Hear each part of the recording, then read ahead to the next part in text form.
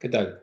Vamos a empezar a hablar sobre cuáles son los beneficios y cómo están constituidos básicamente los intercambiadores de doble tubo.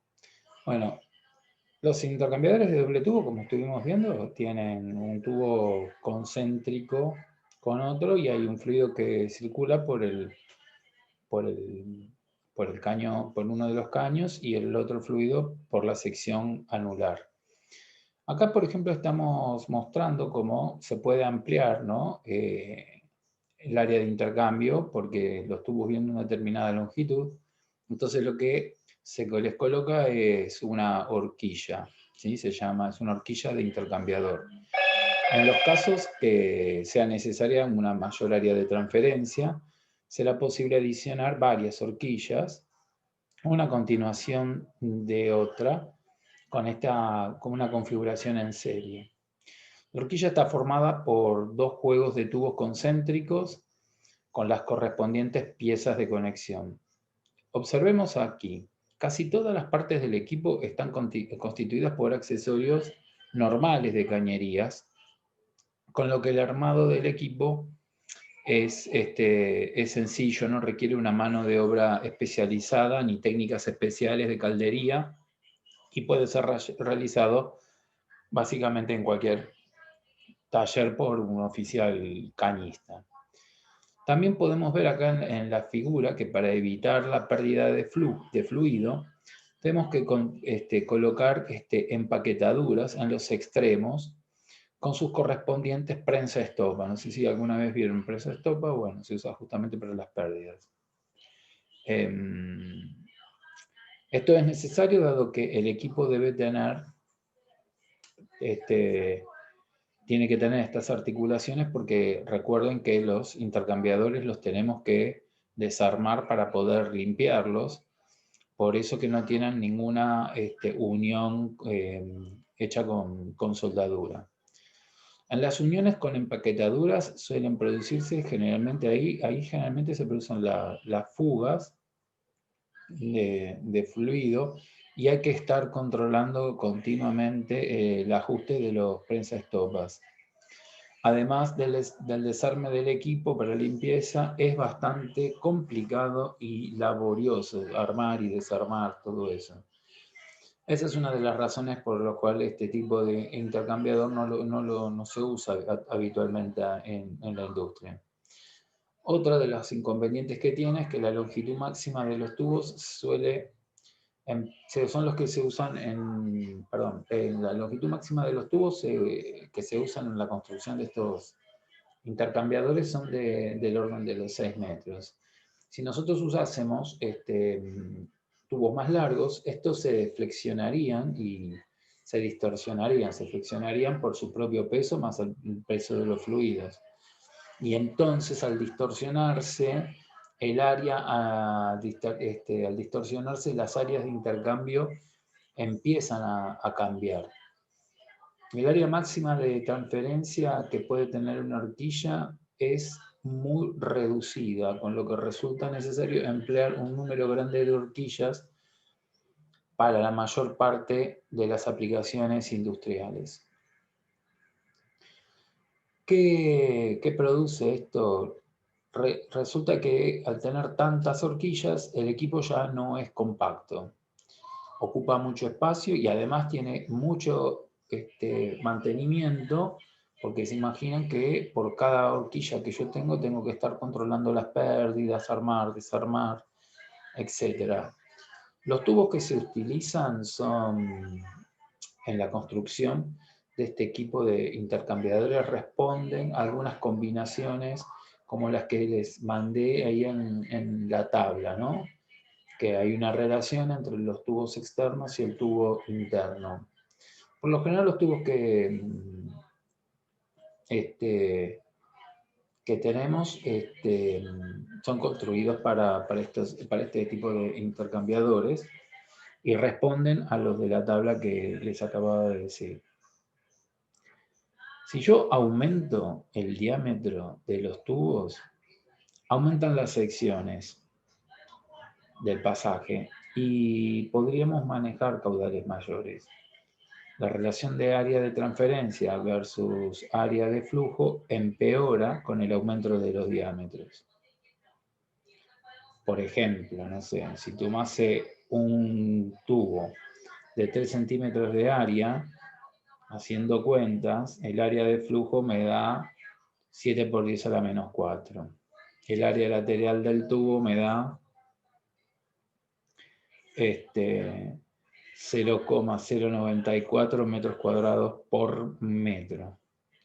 Si empleo, en cambio, dos tubos de 2 centímetros, el área de flujo es 6,3 por 10 a la menos 4, que es menor que el anterior, y en el flujo, la transferencia por las paredes laterales es de 0,125 metros cuadrados por metro.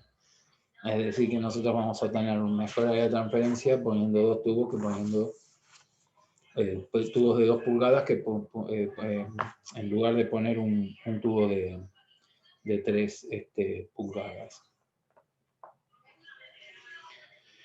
Por lo tanto, con el de 2 pulgadas, no, de 2 centímetros. Por lo tanto, si yo coloco el de 2 centímetros, logro una velocidad de flujo un poco más que con el de 3 y mayor área de intercambio que con tener un solo tubo de 3 centímetros.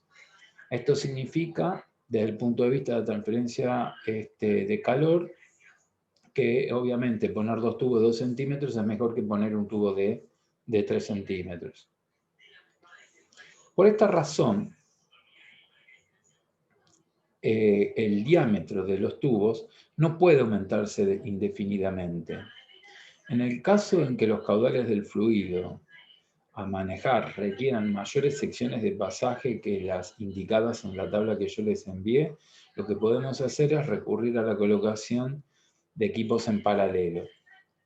Sin embargo, por lo que ya les estuve explicando, a medida que el equipo se va haciendo más importante, se hacen más notorias las desventajas. O sea que no es un intercambiador muy copado.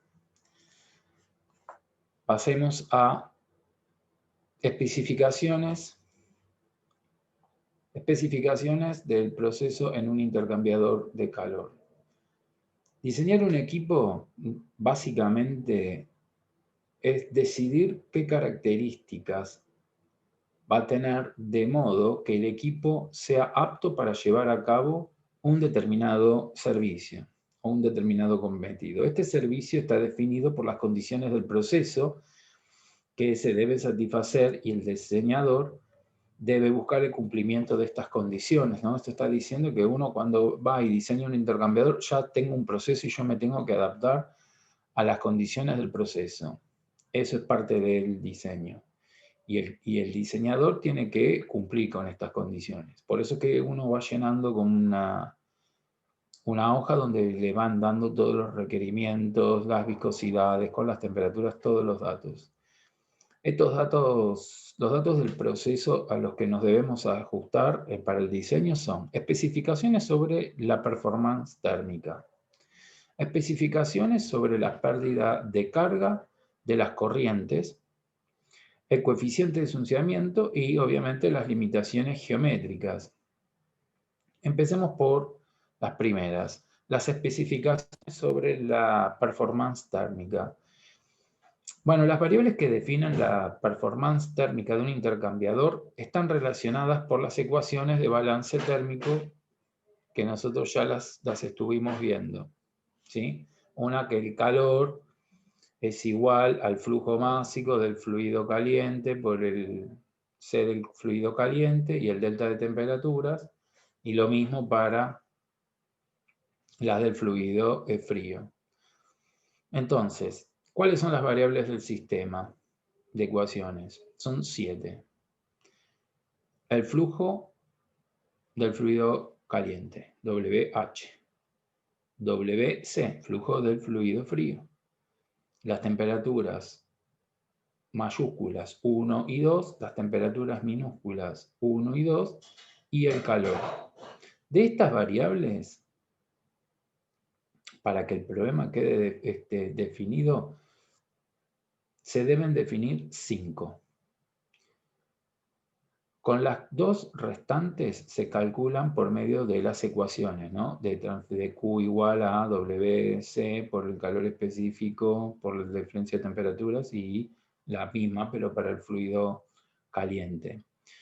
Por ejemplo, vamos a poner un ejemplo. Una situación común es tener definidos los caudales del proceso. Las temperaturas de entrada, las temperaturas de salida que se quieren lograr en una de las corrientes. T2 mayúscula o T2 minúscula. La otra de estas temperaturas y el valor de Q se calculan entonces a partir de las de calor, ¿sí? Las de QWC por delta de T. Otras veces lo que nos interesa es enfriar un determinado caudal caliente, ¿no? Un WH. Desde una temperatura T1 mayúscula hasta una temperatura T2 mayúscula. Yo les voy tirando las mayúsculas porque recuerden que lo mayúsculo indicaba que era el fluido caliente y las minúsculas era para el fluido frío. Por eso para no tener que volver a escribir todas las ecuaciones otra vez. Entonces, para ello tenemos, por ejemplo, estábamos hablando que queríamos enfriar una corriente una corriente caliente. Entonces nosotros tenemos agua para poder refrigerar, ¿sí? Y tiene una cierta temperatura T1 minúscula. Las condiciones del sistema, las condiciones del diseño de los sistemas de enfriamiento frecuentemente están limitadas por la temperatura de retorno del agua de la refrigeración. En esos casos, entonces, la temperatura de salida 2 es también un dato del proceso. Entonces, con las ecuaciones de calor, calculamos el flujo frío y el calor transferido. Y en caso que no estuviesen definidas las 5 variables necesarias, deberán adoptarse. Por ejemplo, si yo pudiera, puede ocurrir que ni el caudal de agua, de refrigeración, ni la temperatura de descarga hayan sido definidas al diseñador. Bueno, en ese caso lo que hacemos es tomar vamos a adoptar alguna de esas variables, así de manera medio de prepo. Pero lo que vamos a hacer es, tenemos que tener en cuenta que cuanto mayor sea el caudal de agua de refrigeración con que se retira una dada cantidad de calor del fluido caliente, tanto menor será el salto de temperaturas entre T2 y T1 que dicha agua experimenta. A ver, quiero ver una sola cosa. Me parece que... Perdón. Entonces, repito. Si no tenemos definidas, nosotros tenemos que adoptar una de esas variables. Una de las formas es que, primero entender que tenemos que tener en cuenta que cuanto mayor sea el caudal de agua de refrigeración con que se retira una determinada cantidad de calor del fluido caliente, tanto menor va a ser el salto térmico del el agua, ¿no? O sea, la diferencia entre T2 y T1 va a ser pequeña.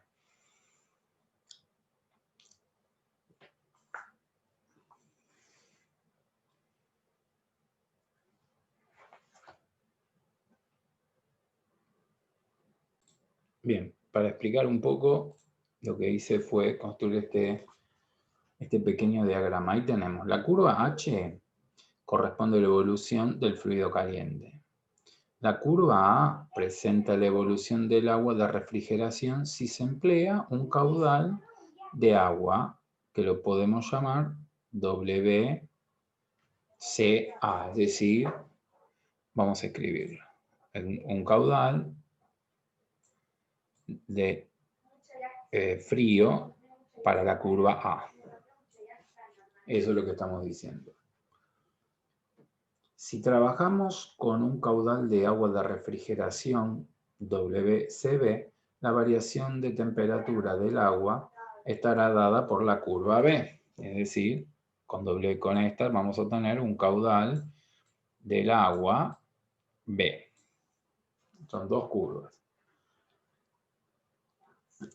Bien, entonces va a tener una variación de temperatura que va a estar dada por esa curva. Ahora, En este caso, el caudal de B es mayor que el caudal de A. Podemos ver, entonces, que la diferencia de temperaturas entre el fluido caliente H y el fluido frío de las curvas A o B es mayor si se utiliza gran cantidad de agua de refrigeración, es decir, el de la curva B. Por lo tanto, para lograr la transferencia de calor deseada será necesario una menor superficie, dado que tenemos un mayor cambio de temperatura delta de T.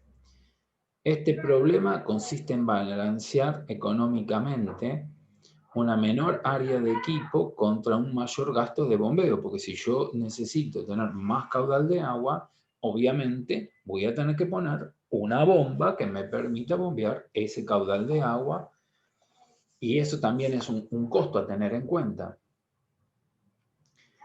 Y de este análisis va a surgir el valor más conveniente para poder diseñar.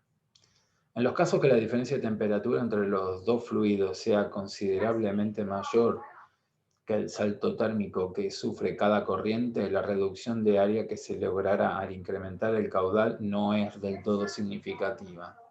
Después vamos a hacer ahí unos problemas que demuestran esto, ¿no? No me acuerdo, creo que están en la guía. Después vamos a hacer una clase sincrónica para poder explicarlo. Bien.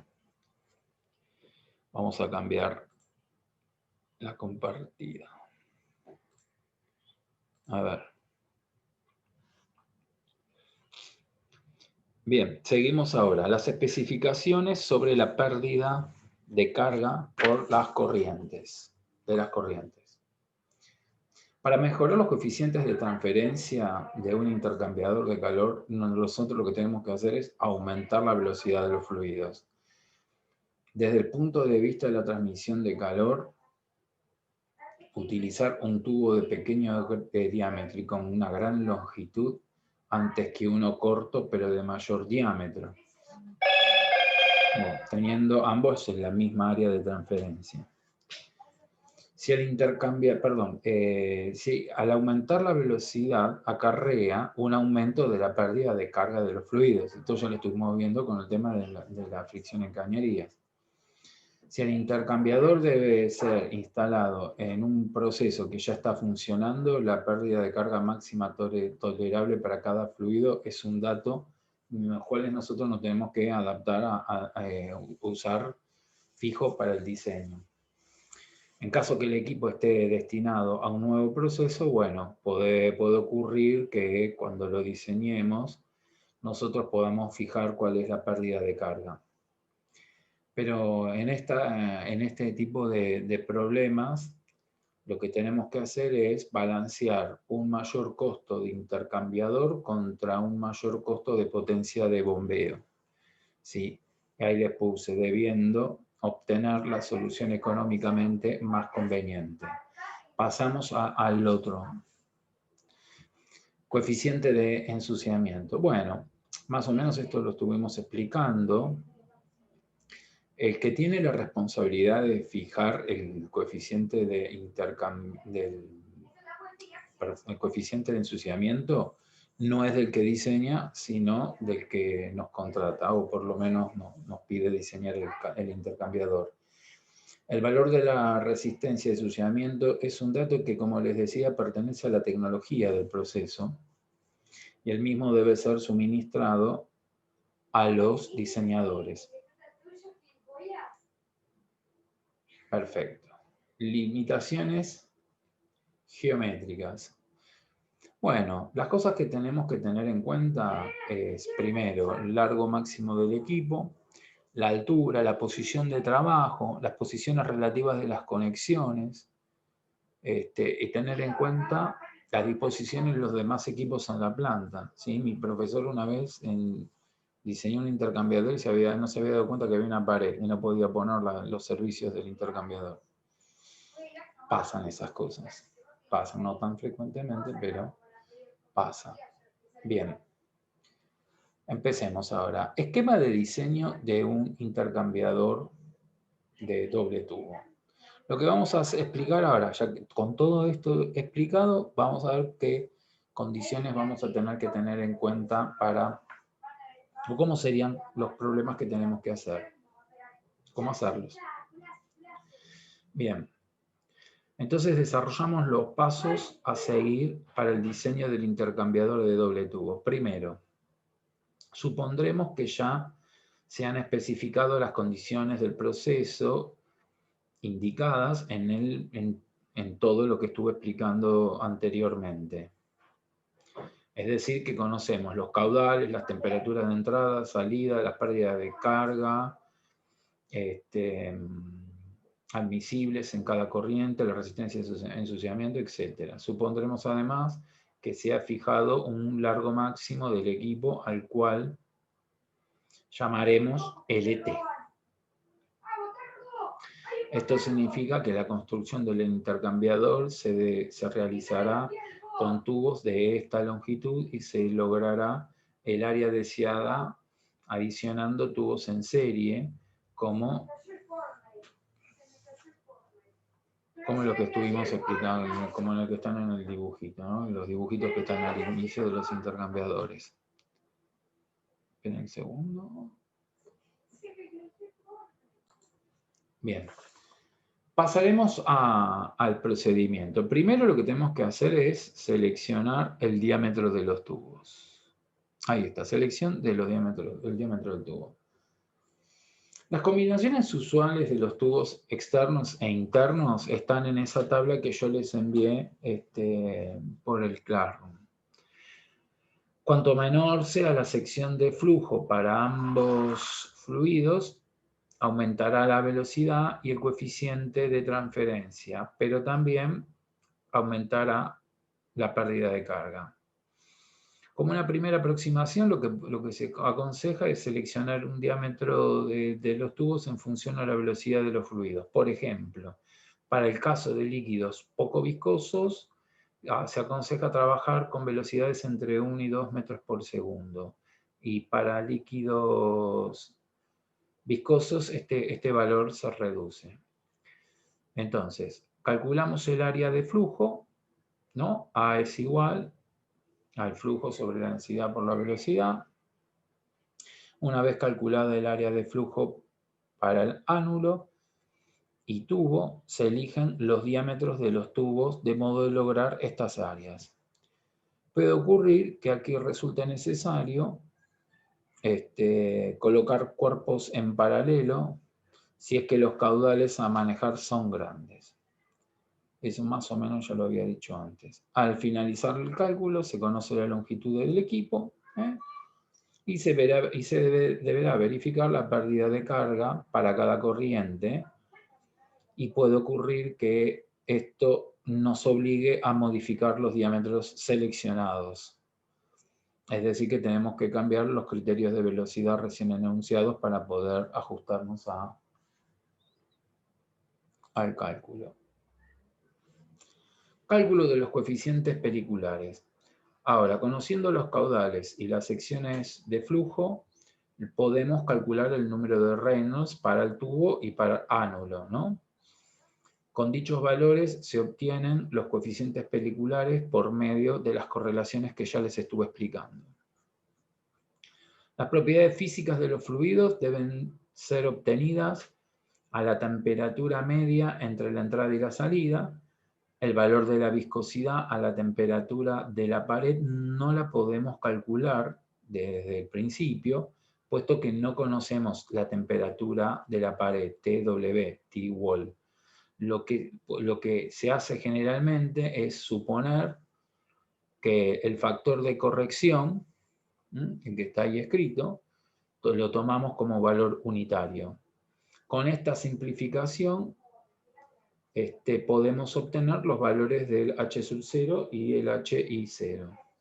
Se plantea entonces la ecuación de transferencia por convección para cada lado de la pared. Y ahí la tenemos. H0T menos TW es igual a HI 0 TWT. Si el fluido del ánulo es caliente. Y si el frío del ánulo es el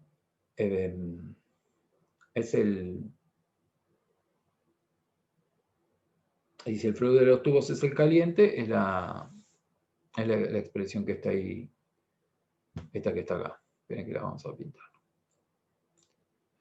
No, no la puedo pintar. Bueno, es esta que está acá.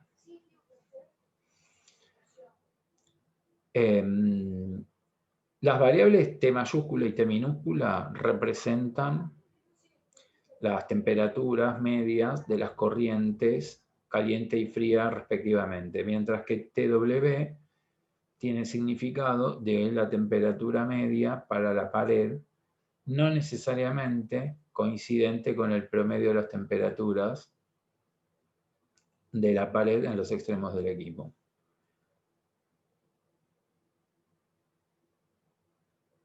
Bien.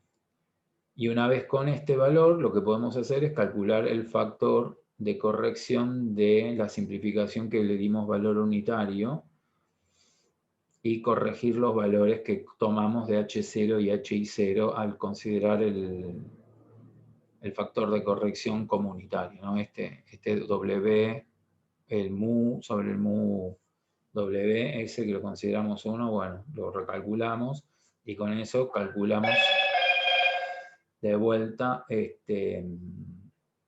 calculamos de vuelta el H0 y el HI0. Segundo, cálculo del coeficiente global de transmisión del calor. Conociendo los coeficientes que ya calculamos, peliculares individuales, y la resistencia de ensuciamiento que nos los da el fabricante, calculamos U como unos U sobre, bueno, eso ya lo estuvimos viendo. Después lo cuarto que hago es calcular el DMLT, ¿sí?